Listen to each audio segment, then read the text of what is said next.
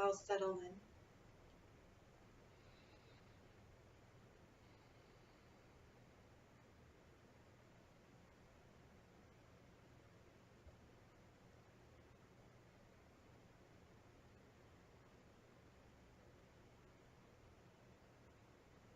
Breathe.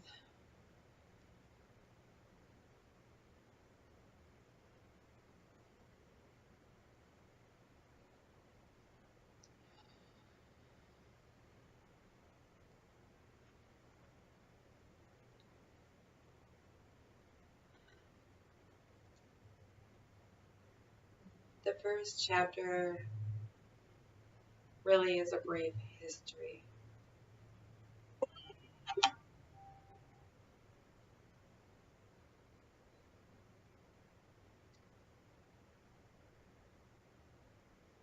First chapter, the family history.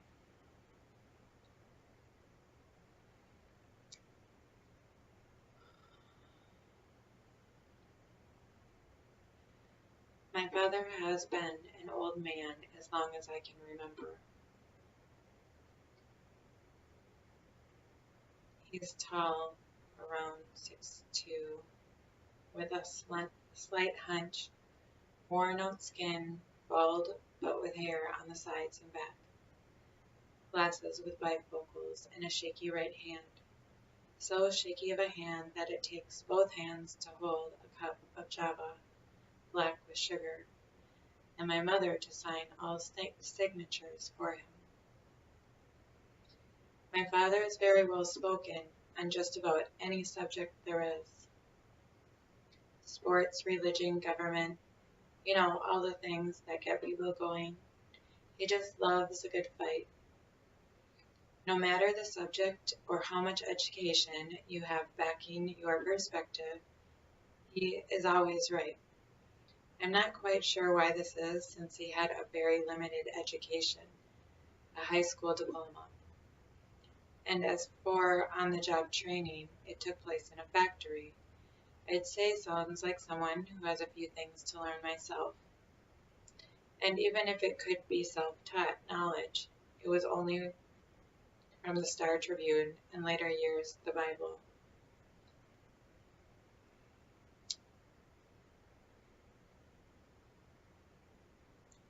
I believe one possibility could be he was the youngest of two, born 5 years apart to the day. I never was able to meet his parents. They had passed long before I was born. They were never a wealthy family, but they were also not poor. My grandfather was an engineer on a train and my grandmother a housewife. My father never spoke much about them until the last 10 years or so. Mostly his mother, and what an incredible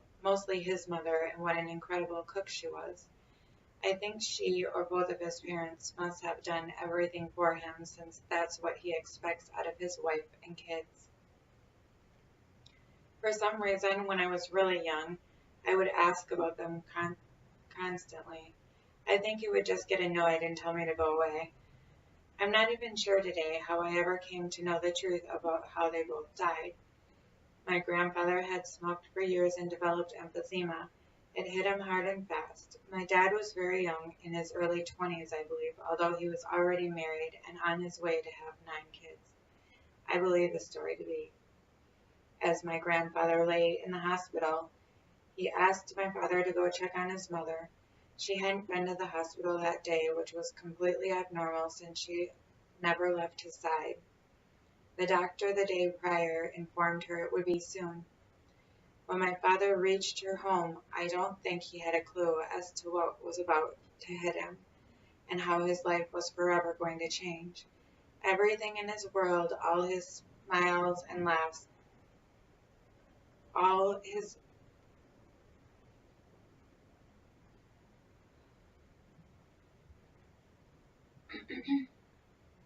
everything in his world, all his smiles and laughs, all his memories forever erased. My father entered the door and called out for her, no answer. He began searching his childhood home, and as he opened the bathroom door, there on the floor lay his mother. He shook her and yelled out, "No breath, no heartbeat." Lifeless, she lay in his arms. She had overdosed on her husband's medication and was gone. When my father finally was able to pull himself together enough to get back to the hospital, my grandfather had already passed. None of that story has ever directly come out of his mouth, but he also has never denied it when I tried to speak of it. I did see both of their gravestones in California when I visited when I was 12 years of age. I understand the situation to just be too painful for him to discuss.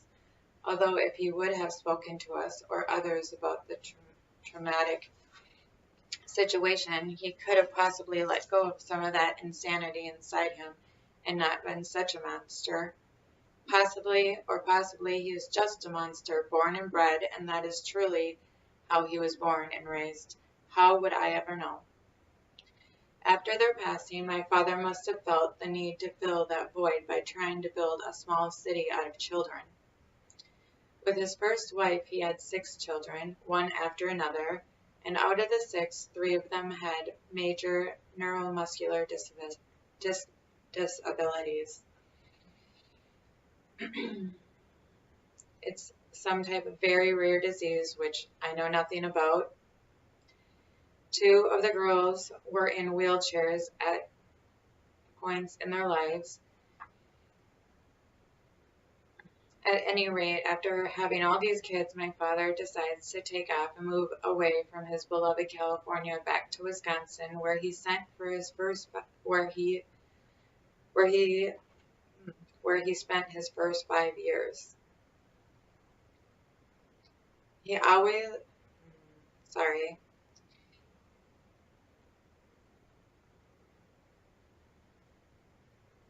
he always told the same story of how his wife was abusive towards him and would beat him daily. He also said that a few times she threatened to kill him by chasing him around with knives. It always seemed a little unbelievable to me. So as my father up and left, he took one of his sons and left the others to fend for themselves. And I truly believe it was fending for themselves, since I never heard of child support being spoke of. After he settles in and finds himself a job, he meets my mother.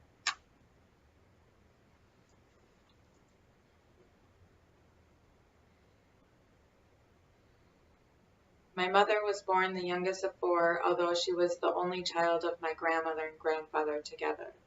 The other 3 were born of my grandmother's first husband that disappeared into thin air. Some of my family said he was on the run from the mafia and went to another country, and some say they think he was murdered. Either way, I know my grandmother never had a formal divorce.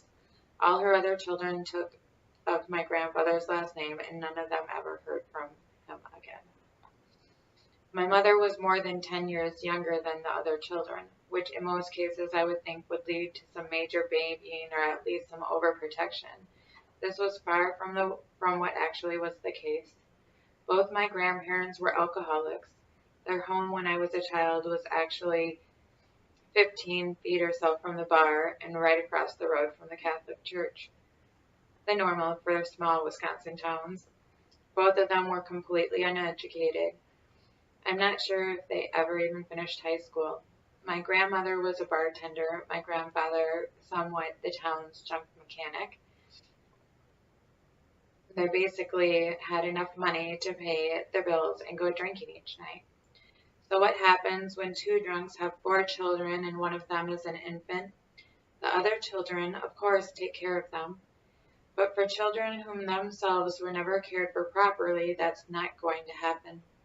Well, of course, they gave her food at times and made sure she was dressed. But as far as caring for her, that's where it ended.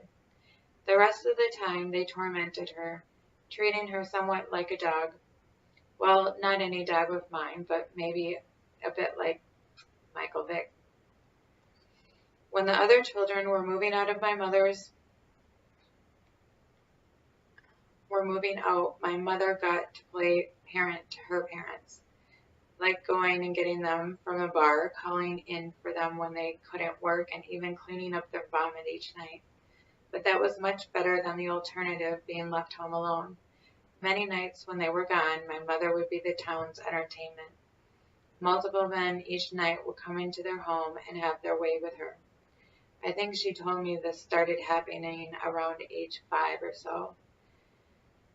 She would hide in closets and under beds and in cupboards, but they would always find her. And if that weren't enough, her parents would come home and beat her if they found her crying. This leads me to believe they probably knew and were involved in what was happening to their little baby.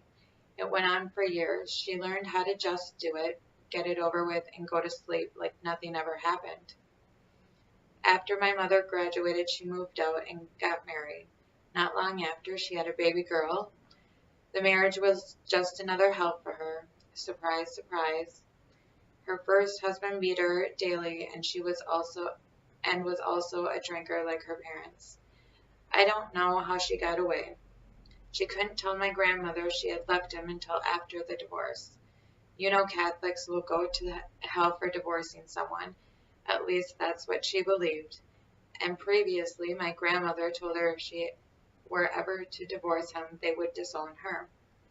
Well, they didn't, and she moved back in with them, and within months, she met my father.